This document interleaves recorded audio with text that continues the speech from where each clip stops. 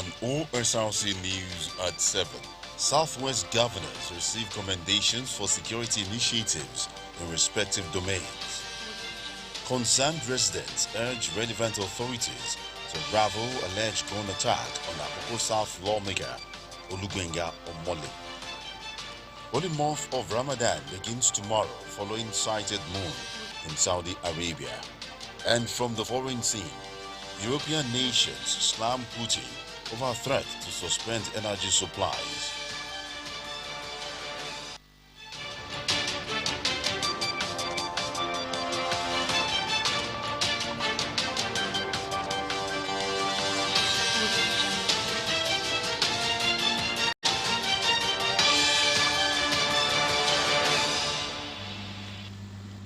Thanks for joining us on the news tonight. Oluwatoyin Omodara is my name. Governors in the Southwest region, led by Ondo State Governor Oluwarotimi Akeredolu, have been commended for their various security initiatives, especially the Amotekun Corps. The Ondo State Commissioner for Environment, Mr. Sunday Akinwalere, who particularly hailed Governor Akeredolu for his resolve to ensure the protection of the people of the state and Southwest region, said the Amotekun Corps remains the best solution to the security challenges facing the country. Akinwalere, while delivering a lecture at the first National Conference for Domestic and Ecotourism and Exhibition in Nigeria, held in Abuja, with a theme Developing Sustainable Environment for Domestic and Ecotourism Growth in Nigeria, said it is obvious the police cannot unilaterally cope with the current security challenges. The commissioner, who also charged Nigerians on responsible interaction with the environment, said it would prevent depletion of natural resources and allow long-term environment sustainability. He urged government at all levels and critical stakeholders to ensure proper environmental management to enhance sustainable tourism development. The Ondo State Environment Commissioner also called on the federal government to enlist major tourist sites in the southwest on the UNESCO World Heritage Site to boost the ecotourism industry in the country.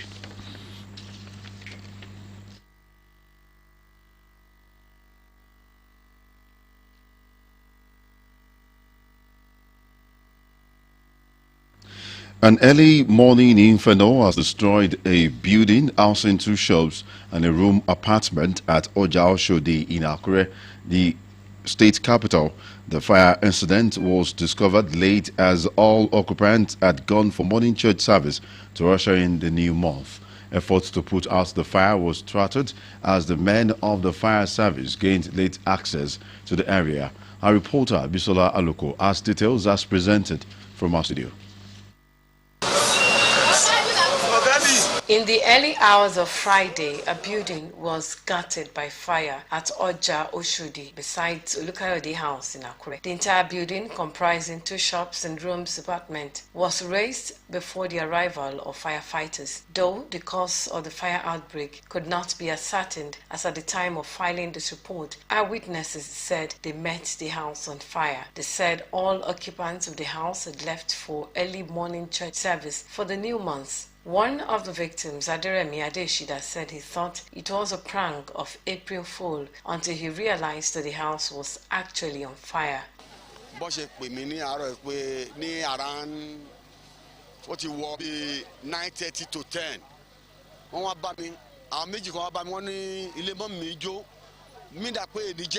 On the 1 April 2022, April Fool.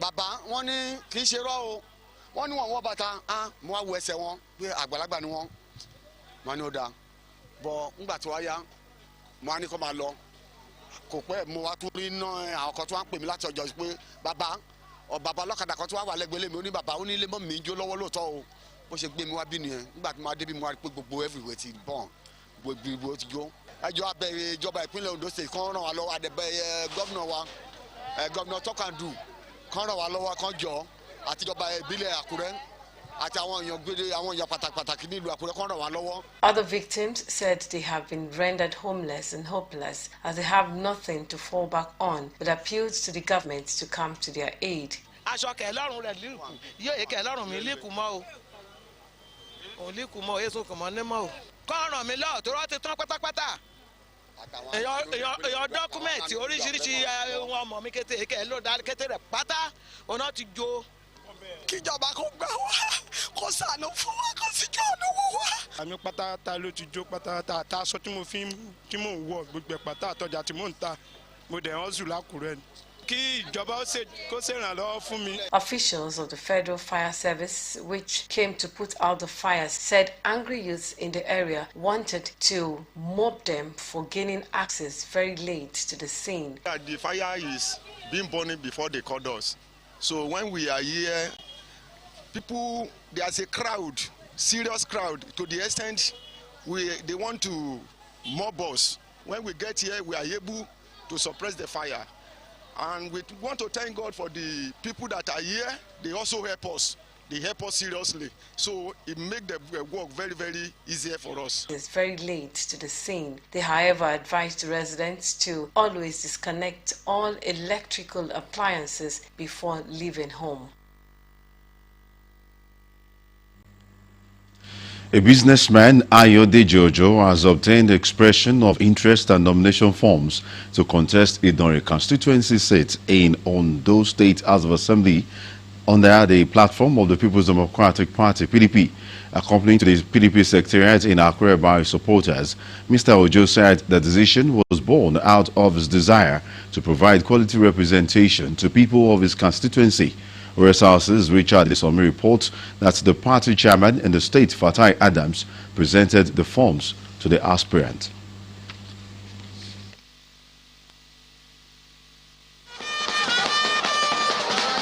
The presence of the aspirants, Ayode Jojo, and his supporters increased the hive of activity here at the Secretariat of the People's Democratic Party in Akure, the Ondo State capital, as the clock ticks towards the 2023 general election. Tests Idonre State constituency seat in Ondo State House of Assembly to change the narrative of representation. He obtained his expression of interest, nomination and notification forms to slug it out with other contenders from the constituency at the time of an increased echo of youth participation of popular market. What we are seeing here, judging by what I'm seeing here, it will be difficult for Omalaja to win the primary. Ayodeji, a successful businessman and youth advocate, said he's joining the race to... I'll be given a chance to go there and do something better. From here, they moved to Idonre to pay homage to party leaders and receive blessings of the elders on the actualization of his ambition as faithful, including Mr. Abiodun Adesoji and... With the support of our leaders, I believe their impact to delegates will make this our boy Ojese to emerge in the forthcoming primary election within PDP. With the expression of interest form now obtained, Ayodeji appealed to party leaders to rally around him to emerge the PDP flag bearer in the poll. I'm appealing to them to support me for this post, and I will bring victory to the party, and they will never regret it. Yes, even the community on those states generally will never regret it. A successful young man in his chosen fields, Ayodeji Inolaji Ojo, popularly known as Ojezi, is the Chief Executive Officer of Inolaji Global Resources. Let's go for a break now. When we come back, we'll have you more stories on the news. Please stay with us. My son, calm down now. My uncle no go bite. Uncle! What happened? Uncle, meet Andy. He has come to ask for my hand in marriage. Good morning and good afternoon, sir. What about good night? Are you seeing a movie? What nonsense! Son, I in control. No, sir. It's my parents and... Here, existing Glow customers will get 100% bonus on every recharge and 100 MB data bonus on first recharge of the month. New Glow 777# for existing Glow customers. You're welcome back. You can watch us live on our website www.osrc.ng or follow us on Facebook, OSRC TV Ondo, and on YouTube. you can subscribe to our channel, Osrc TV Ondo. Now to the rest of the bulletin. Concerned residents of Ondo State have urged security agencies and relevant authorities to unravel the mystery surrounding Thursday night attack on the lawmaker representing Akoko Southwest Constituency 1, Olugbenga Mole, and apprehend those who have been enjoyed in Ondo State are unmasked. Zaid Aribisala reports that Minister Mole, who was allegedly attacked within Akure metropolis, definitely can call.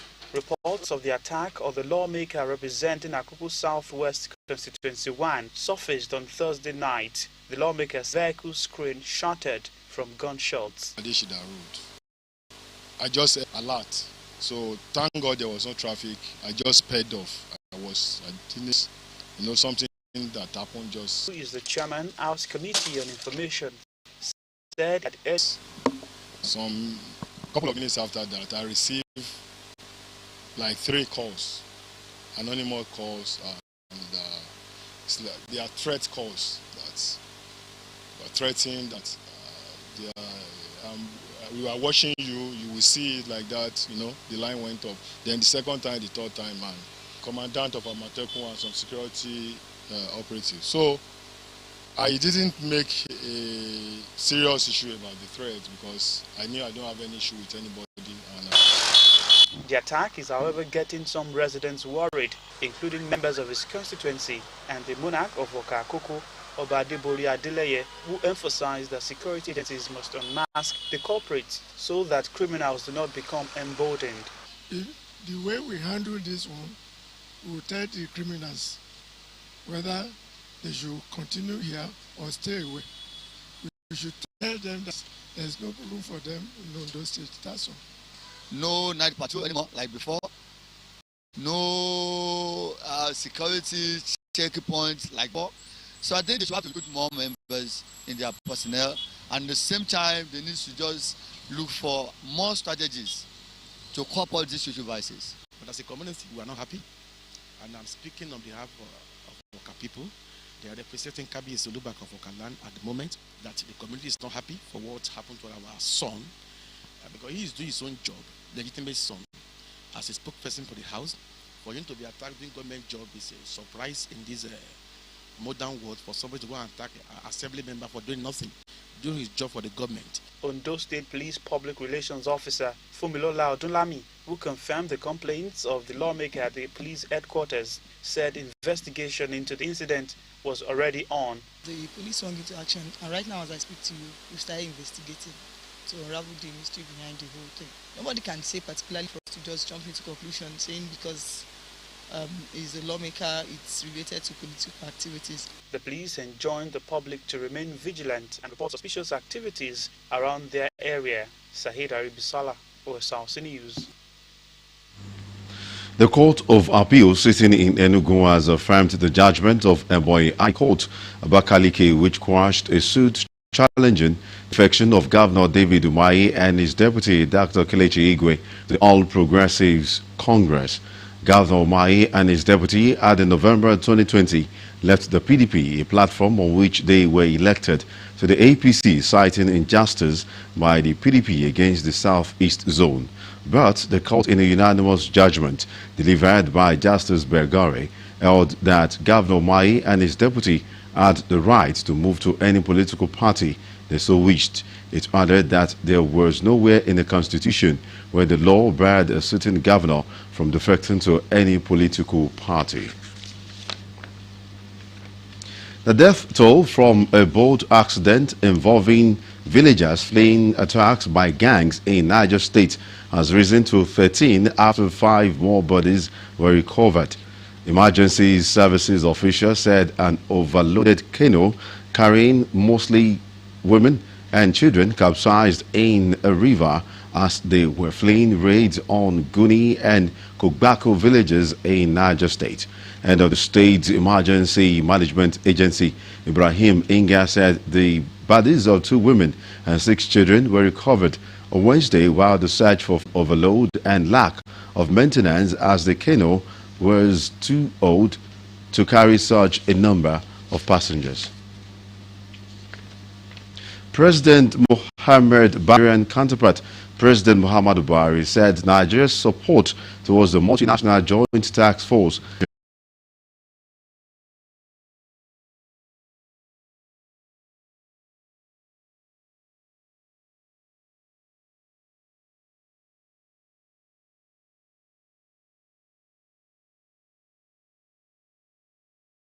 because of his death still remains on, such as Bodaude, an acting career in the television program Theatre Omode, and became known by the name in the movie Ajani Ami. May so rest in peace. The Ramadan crescent moon has been sighted in Saudi Arabia just before the sunrise prayer to the sunset and sexual relations, daily prayers, charity, and performing the Hajj pilgrimage to Mecca if physically and financially capable. To the foreign scene, President Putin has been accused of blackmailing Europe over supplies of Russian gas. The Russian president has threatened to cut off gas to unfriendly countries unless they pay in the Russian currency, the ruble. Mr. Putin signed a presidential decree ordering buyers to the ruble, which has been hit hard by international sanctions on Russia. Zaid Arabisala reports. It is where Vladimir Putin likes to be, center stage, and from the Kremlin leader yesterday, a threat to cut gas supplies to what he called unfriendly nations if they don't pay in rubles. The financial system of Western countries is being used as a weapon. Western companies refuse to fulfill contracts with Russian banks. Assets in dollars and euros are frozen. So it makes no sense to use the currencies of these countries. Europe relies heavily on Russian gas, and the demand for payment in rubles, not foreign currency, may be designed to make Putin look strong at home. In Europe, there will be open energy supplies won't be interrupted. The West claims Mr. Putin is taking decisions based on inaccurate information. But one of his supporters told me this. I think Putin has the most accurate information from different sources, including from the intelligence services. He is probably the most well-informed person in Russia. The Kremlin insists the West is misreading Putin. President Putin's spokesman said the Pentagon and the U.S. State Departments simply don't understand what goes on in the Kremlin. They don't understand President Putin. And that is worrying, he said. According to him, total misunderstanding could lead to wrong decisions and bad consequences. The Kremlin continues to claim that attacking Ukraine was the right decision, and many Russians agree, but not everyone. Это Сережа. Ludmila's son, Sergei, is a police officer. Their family is originally from Ukraine. A few days ago, Sergei was arrested and charged under a new law which is spreading fake news about the Russian army. Is suspected of criticizing the Russian offensive on the telephone. This is a very heavy blow for me, for the family, the little children. Suddenly, their dad just disappeared. He never went to protests. He has no social media. He just spoke to friends on the phone. I can't rule out that he said something like, war is bad, people are dying, homes are being destroyed, and that's bad. Ludmila still can't believe this is happening to her family, and she is still struggling to understand why. Sahida Ibisala, Osrc News. And to the sporting scene, Ondo State Commissioner for Youth Development and Sport, Dele Ologun, has charged players of Sunshine Stars to truncate Plateau United FC's impressive run in the Nigeria Professional Football League (NPFL). Sunshine Stars will begin the second stanza of the NPFL with a home match against Plateau United at the Dipo Dino Stadium, Ijebu-Ode, on Sunday. Ologun made the appeal while addressing players and management of the club at the Ondo State Sports Complex, Akure, ahead of the crucial encounter. He called on the management to continue to look inward to ensure better performance and to discover talents at the grassroots.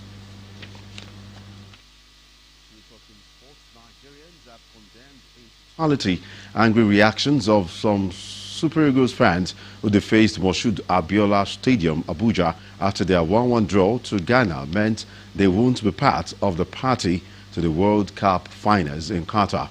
They lamented that the value of the property destroyed runs into millions of naira from taxpayers' sweat. Omoriola Ungweji has more.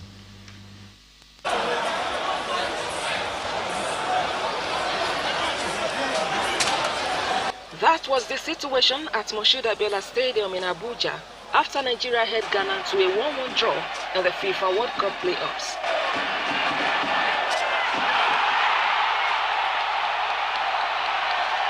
Few days ago, Nigeria had secured goalless draw in the first leg of their playoffs on the road against Ghana, which put them on a relatively difficult situation to qualify for the 2022 World Cup in Qatar. Great-faced, the Ghanaian supporters. It's been an absorbing contest and all to play for in the second leg in Abuja. However, Ghana and Nigeria played a 1-1 draw in Abuja to hand the sport to the Black Stars on away goal and become the first African country to book a ticket.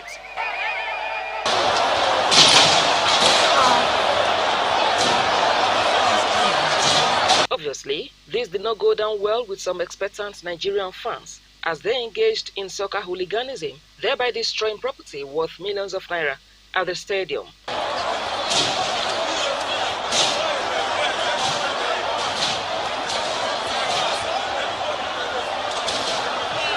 Condemning this act, some Nigerians said sport is a unifying factor that should not be used to divide nations. It was really unfortunate that there was rancor, there was cacophony, there was commotion at the end of the day. We never expected it, not even in this era of civility, this modern day, should such happen in this country. Somebody have to win. So when there is a competition, somebody have to win. So whoever emerge as a victor, should be happy and take it. And then the loser as well must learn to accept defeat in good faith.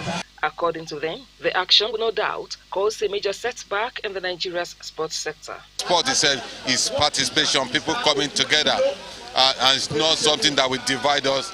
So it's the spirit of Olympics, as I've said, is the participation, not necessarily to win at all costs.